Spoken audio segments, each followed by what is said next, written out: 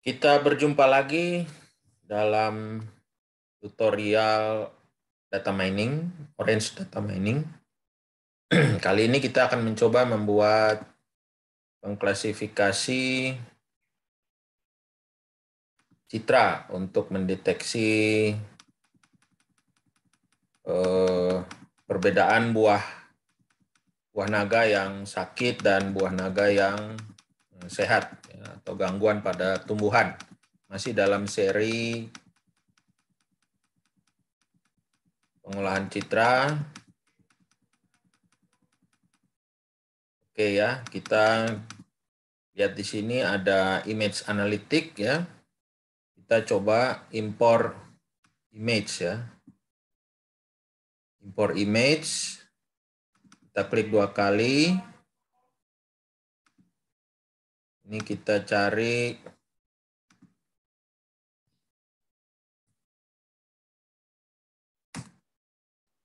ya, kita coba cari buah naga. Ya, di sini ada buah yang sehat, buah yang buah yang sehat, healthy fruit, daun yang sehat, healthy leaf, buah yang sakit, sick fruit, sick leaf. Ya, ini direktorinya. Kita select folder, maka kita dapat 41 buah ya. Kita reload. Tutup. Kemudian yang harus kita lakukan berikutnya adalah mengubah gambar-gambar ini dari 4 kelas tersebut menjadi tabel untuk dimasukkan ke dalam pengolahan machine learning. Kita ambil di sini image embedding ya.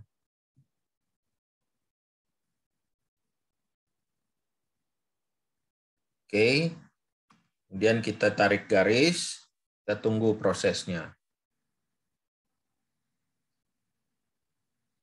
Oke. Nah, sekarang kita coba lihat citranya ya, image viewer. Ya, ini ke bawah. Ini image viewer. Kita coba lihat ya. Nah, ini adalah berbagai citranya ya. Ini ada yang sehat, ada yang sakit dan lain-lain. Tuh, kita kumpulkan. Kemudian dari image embedding kita ambil widget test and score. Ya.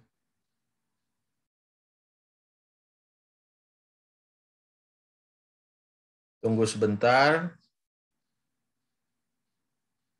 Oke, test and score sudah masuk. Kita lihat ya propertinya ya. Nah, di test and score sini ada validasi ya. Nah, di sini cross validasi ini ada 2, 3, 5, 10, 20. Maksudnya apa? Jadi kalau tadi dari citra kita itu kita punya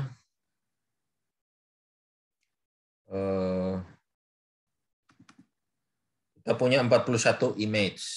Nah, berarti untuk divalidasi, jika cross validasinya adalah 10, maka 41 itu dibagi 10-10.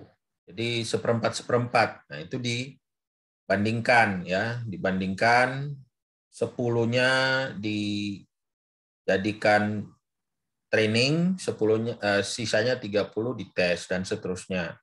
Jadi dicoba, diuji pelan-pelan ya, dibanding-bandingkan. Atau mau lebih detail lagi ya ini bisa bagi 2 ya. Dan ini paling tinggi ya. Nah, ini kalau paling rendah ini biasanya akurasinya rendah, tapi kalau sudah 5, 10 sampai 20 ini biasanya akurasi sudah sangat tinggi ya. Ini kita bisa mainkan di sini ya, cross validasi. Kemudian kita lihat lagi pilihan berikutnya adalah di sini tes dan trainingnya ada 66% untuk di training, nanti tesnya 34%. Jadi dibaca oleh machine learning, 66% datanya di training, kemudian sisanya 34% di tes. Gitu. Oke, kemudian kita coba satu algoritma yang sederhana, misalnya KNN ya. Kita coba KNN, kemudian kita lihat KNN-nya. Ini nearest neighbor. Nah, nearest neighbor ini jadi satu kelompok data, kemudian dicari teman terdekatnya. Nah, ini diambil satu. Kita bisa misalnya diambil 3, ya, dibandingkan dengan satu kelompok data. Atau kita ambil 5 nearest neighbor.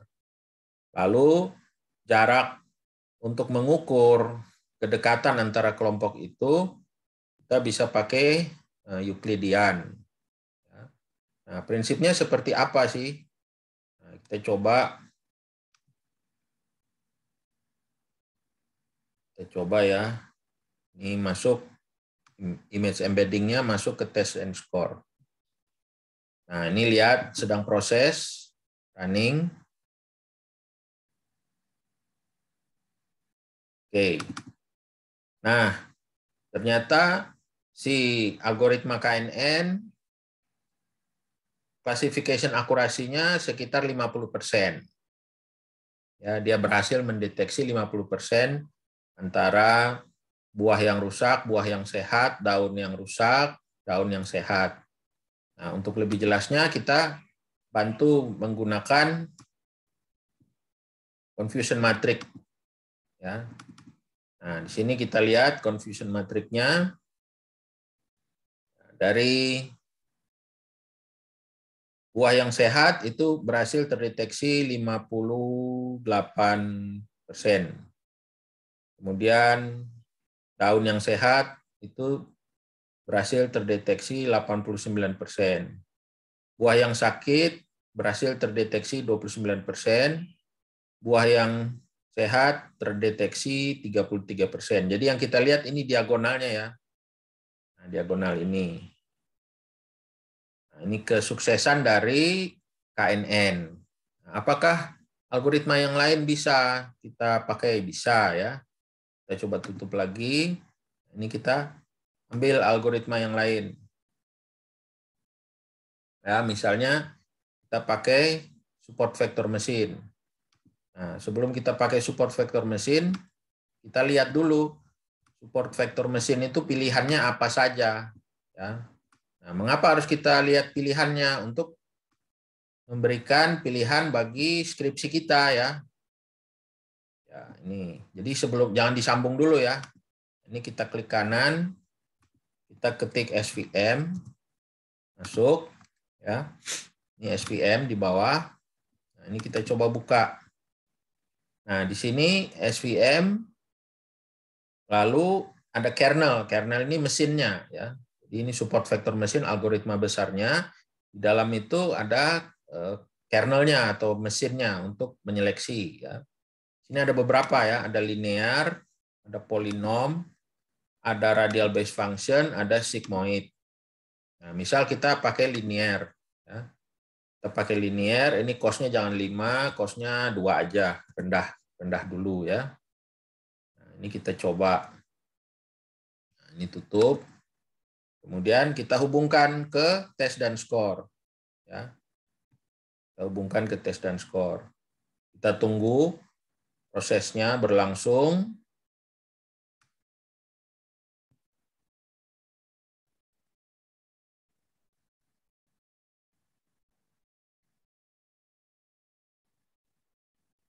Oke ya, sudah kita lihat ya. Nah, ternyata hasilnya jelek, lebih jelek dibanding dengan KNN. Jadi hanya 20% aja yang berhasil diprediksi. Nah, kita ganti ya. Kita ganti, jangan pakai linear, tapi kita coba pakai polinom. Ya. Nah, kita coba pakai polinom. Ini kita apply, tunggu, ya, tunggu prosesnya. Jadi support vector mesin, kernelnya atau engine-nya ini polinom.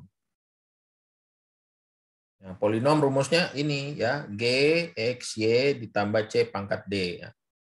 Tuh. Nah, sekarang kita lihat hasilnya.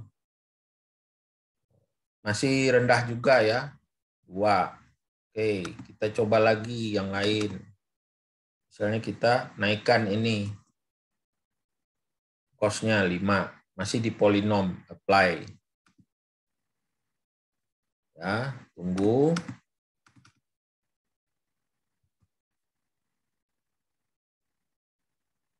Ya, ini sedang proses ya. 60%, 70%, 80%, 100%, tetap jelek ya. Kalau begitu di bawah KNN dia untuk ini ya, kita hapus ya, jangan dipakai lagi. Tapi kalau masih penasaran, ya udah kita geser ke radial base function ya. Kita coba semua kernel. Ya usahakan dapat yang di atas 50 lah. Tuh. Jadi kita punya banyak pilihan untuk skripsinya. Kemudian ini variabelnya juga bisa kita sesuaikan. Ternyata naik ya, lebih tinggi dari KNN. Di sini 65% ya. Classification akurasi di sini 65% lebih tinggi daripada KNN. Nah, ini sudah jadi satu judul skripsi nih ya. Nah, ini kita lihat sekarang di confusion matrix-nya. Ini KNN, geser ke SVM, lihat ya. Nah, diagonalnya ini 71%, di sini 87, di sini 62, di sini 56. Oke ya. Nah, seperti itu. Nah, kemudian kita coba lihat tampilan lain ya. Di sini ada view. Ini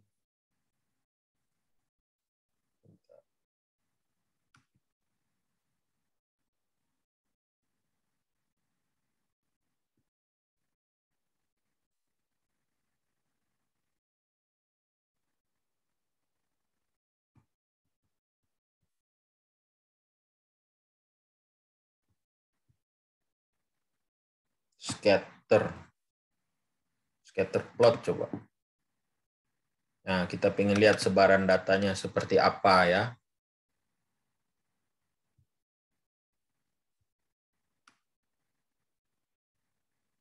Ya, kalian lihat. Jadi bagaimana machine learning memeriksa data train tadi ya. Kita lihat di sini yang warna merah misalnya healthy leaf. 1, 2, 3, 4, 5, 6, 7, 8 ya. Nah, kemudian yang sick fruit, ini yang hijau-hijau. Kemudian yang orange, ini ya, orange. Kemudian yang biru, ya, healthy fruit, biru. Nah, kemudian kita bisa lihat lagi penampilan datanya yang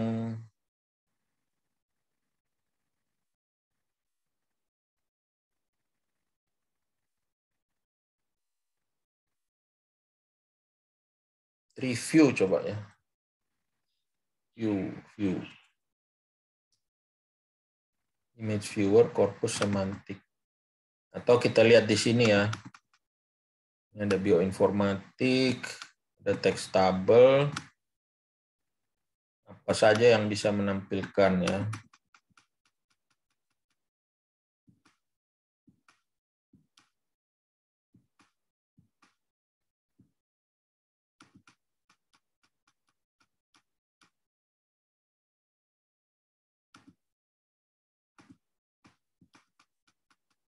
Ya, ini ya. Sini ada, coba kita pakai tree viewer, kita lihat. Coba ini diambil, dilihat. Oh, enggak mau ya. Kita lihat yang lain yang misalnya distribution.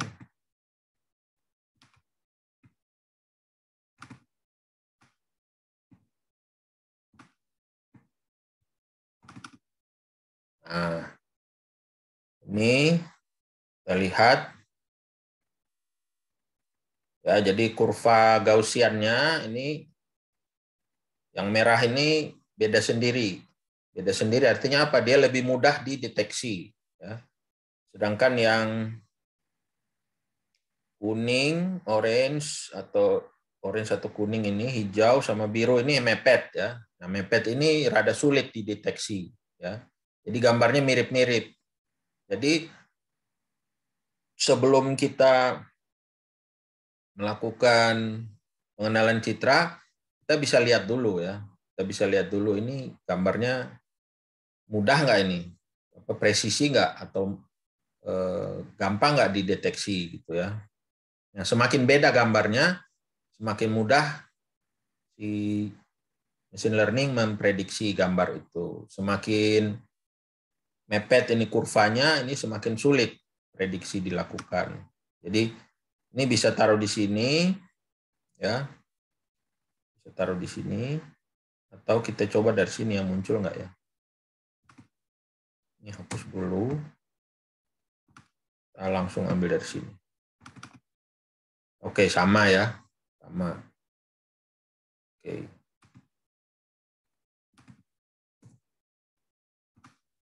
Ya, jadi nanti deskripsi gimana menjelaskannya. Nah, kalian kan dapat ini, ya. Kalian dapat dua ini nih. Ini Gaussian, ya. Distribution ini Gaussian. Ya. Ini bisa kita ubah name ya. Kurva normal atau Gaussian, ya. Ini kurva normal. Ini kita bisa ganti dengan sebaran. Rename sebaran datas. Nah, ini confusion matrix ini hasil ya. Hasil. Nah, jadi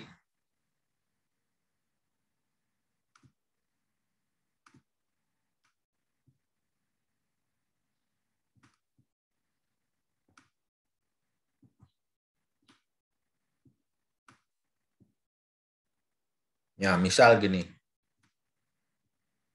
Mengapa hasilnya cuma sekian? Mengapa hasilnya cuma sekian? Ini healthy fruit, healthy leaf. Mengapa hasilnya cuma sekian? Nah, nanti penjelasan ini. Hasilnya cuma sekian karena kita lihat ada kesalahan prediksi. Healthy fruit diprediksi sebagai healthy leaf, sick, sama sick leaf. Atau ini kita bisa number of instance saja. Ya. Nah, dari total 10 buah yang sehat, hanya berhasil deteksi 5. Satu salah deteksi sebagai healthy leaf, satu salah deteksi sebagai buah yang sakit, 2 salah deteksi sebagai daun yang sakit, ya, dan seterusnya. Jadi yang tepat diprediksi itu yang diagonalnya, yang di sebelah kanan ini yang salah. Ya. Jadi Anda lihat ini predicted, ya. Ini judulnya predicted, yang diprediksi. Ini aktualnya, ya, nyatanya. Ya. Nah, terus kok bisa seperti ini? Nah, kita lihat di kurva normalnya, ini dijelaskan ya di discussion di bab 4 itu. Kita lihat kenapa sih gitu ya. Kenapa gitu. Nah, perhatikan ini ya. Ini healthy leaf. Healthy leaf-nya ini posisinya di sini. Sedangkan healthy sick, healthy fruit sama sick leaf itu mepet di sini. Nah, situ Anda bisa jelaskan itu. Nah, kemudian dijelaskan lagi angka-angkanya. Tuh ini sekian, sekian, sekian. Nah, itu juga healthy leaf. Healthy leaf 7 prediksi. Tetapi ada 3 yang terdeteksi sebagai sick leaf. Coba ini healthy leaf, ini sick leaf. Ya. Healthy leaf merah, sick leaf orange. Ya. Nah, ini dia masuk ini daerahnya terpotong di sini. Ya. Healthy leaf, sick leaf. Nah, ini daerah ini kepotong masuk. Sekian. Nah, bagaimana menjelaskan yang lebih detail kan? Orang kan membaca, ini kan garisnya saya lihatnya angkanya bagaimana gitu. Sebenarnya ini ada angkanya ya, 2, 1, 3 sampai berapa ini? 11 ya. Nah, sebarannya kita lihat di sini, sebaran. Oh, ini loh. Ya. Ini. Ya, jadi lihat ini ada yang numpuk nih, mepet nih. Ya. Ada yang numpuk dan mepet. Ya. Ya. Hampir. Walaupun setelah dijauhkan ternyata memang beda ya. Tapi secara sebaran, oh dia berhimpit di situ. Ya, ini ada sekian ini. Salah prediksi semua karena terlalu dekat. Ya. Terlalu dekat. Tidak berkelompok dengan baik. Walaupun setelah dibesarkan dia kelihatan terpisah ya. Ya seperti itu. Jadi saya ulangi, gambarnya diambil, di embedding ya. Embedding ini seperti apa sih? Gambar kok terus embedding apa yang ada di dalam embedding itu? Kita lihat. Ini kita masukin data tabel ya. Nah, kita lihat gambar yang sekian banyak itu, yang sekian banyak ini diubah ya. Diubah menggunakan image embedding menjadi tabel. Nah, 41 gambar tadi, ini lihat sudut kiri atas, 41 gambar tadi diubah menjadi 2048 fitur. Ya. Nah, fitur-fiturnya apa saja? Ya, fitur-fiturnya ini ya.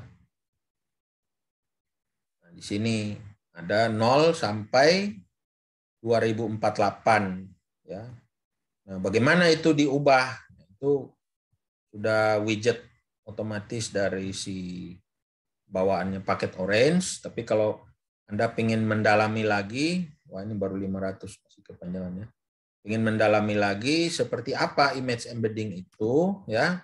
Nah, di sini ini bisa klik. Nah, di sini ada penjelasan ya.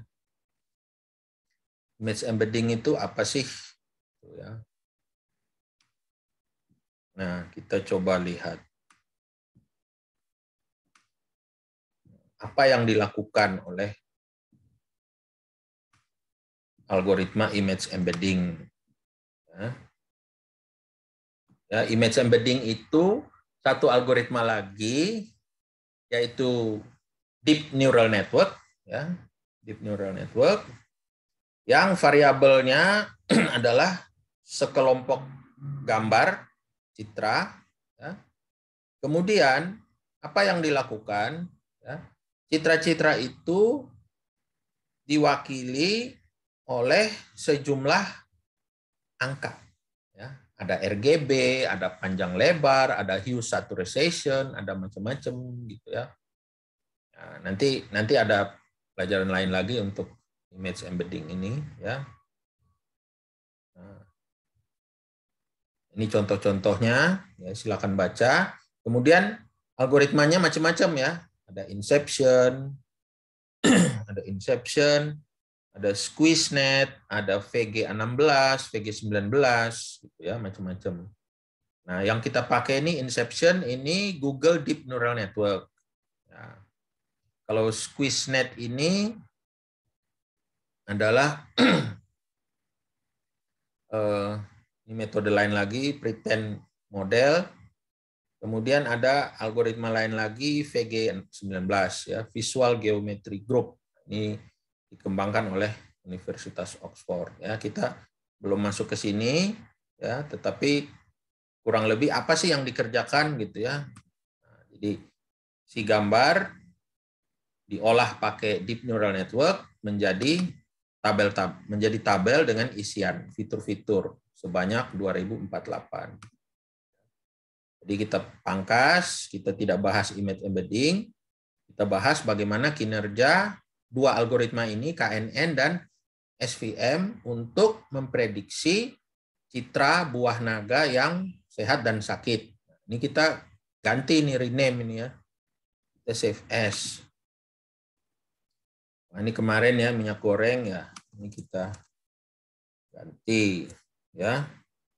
KNN versus SVM untuk citra buah naga. Pengenalan ya. Pengenalan. Citra buah naga sehat dan sakit. Ya. Save. Oke ya, seperti itu. Nah, bagaimana penjelasannya? Kan kita harus nyusun skripsi sama jurnal ya. Kita coba lihat ke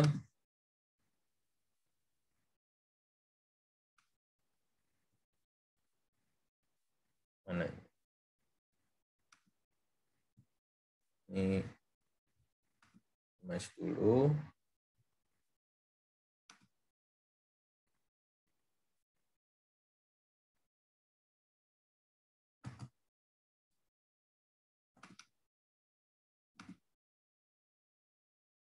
Nah, ini ada pekerjaan teman kalian kemarin ya. Anita Jacqueline Lado.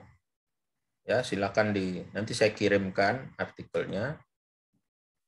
Nah, di sini kami membandingkan ya Anita Jacqueline Lado seperti yang dikerjakan itu pakai neural network dan random forest. Kalau yang tadi contoh itu pakai KNN dan SVM ya. Nah, ini silakan kalian baca bagaimana sih menceritakan itu. Nah, ini tadi kan ada scatternya. Gimana menceritakannya? Kalian baca pelan-pelan ya.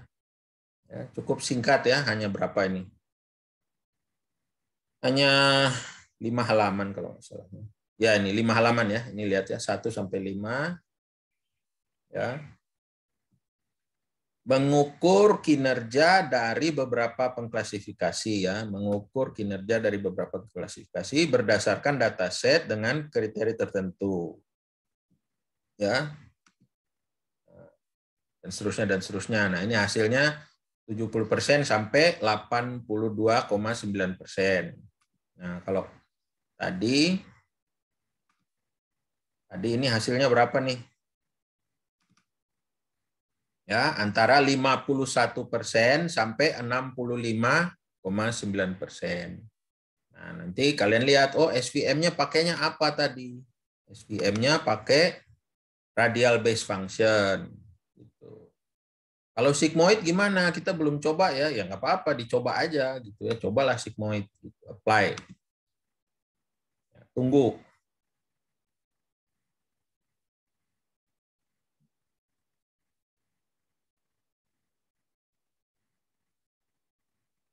Tunggu sedikit lagi, lalu kita lihat hasilnya. Nah. Wah, ternyata sigmoid lebih tinggi ya. Kalau tadi pakai RBF hanya 59,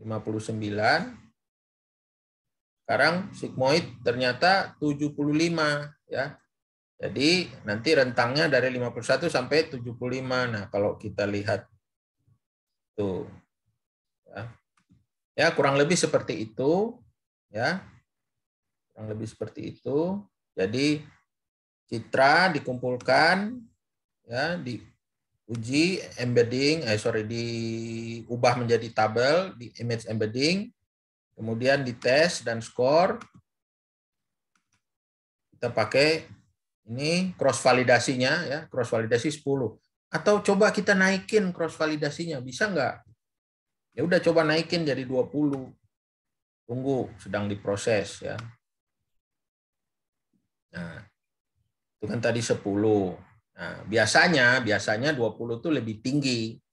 Tapi ini nggak tahu, kita lihat saja.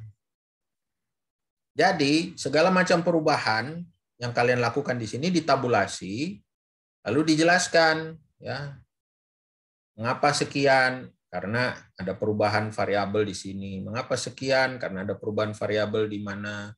Mengapa kok bisa naik? Mengapa sigmoid lebih tinggi dari RBF? Ya, nanti kalian baca sigmoid ngapain, RBF ngapain. Nah, itu banyak panduan buku-buku. Nanti saya share juga ya.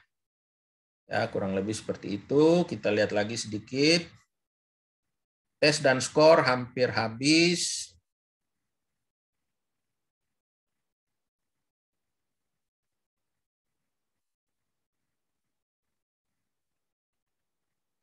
Oh, ternyata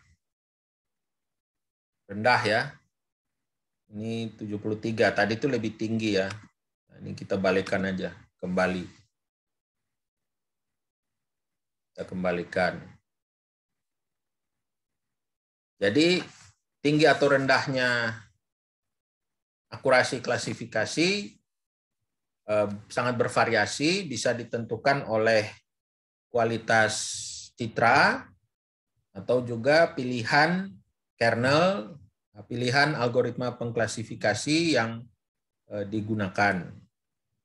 Ya, nah ini ternyata lebih tinggi, 76, sekian persen. Oke, sekian dulu.